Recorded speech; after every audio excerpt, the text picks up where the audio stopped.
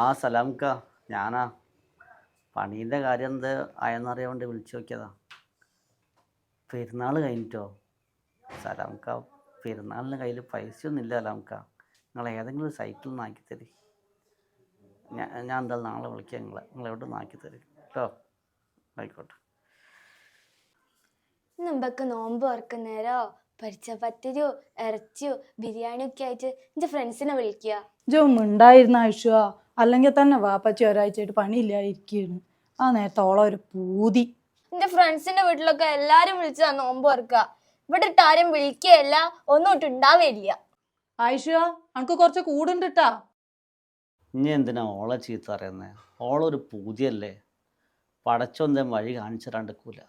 എന്നാലേ കുടുംബശ്രീയിൽ അടയ്ക്കാനുള്ള കുറച്ച് പൈസ എൻ്റെ കയ്യിലുണ്ട്, നമുക്കിപ്പോൾ എടുക്കാം. എന്നിട്ട് നിങ്ങൾ പണിക്ക് പോകുമ്പോഴേക്ക് തന്നാൽ മതി. എത്രയായിരുന്നു? 850. ഇതേ പൈസ അല്ലേ? പൈസ നിങ്ങൾ ഞാൻ നേരത്തെ ചോദിച്ചല്ലേ പൈസ ഉണ്ടോന്നുള്ളത്. ഉടായ്പ് കളിക്കരുത് കേട്ടോ. നമ്മളൊരു കാര്യം ചെയ്യും, പൈസ തന്നിട്ടേ സാധനം കൊണ്ടുവരും.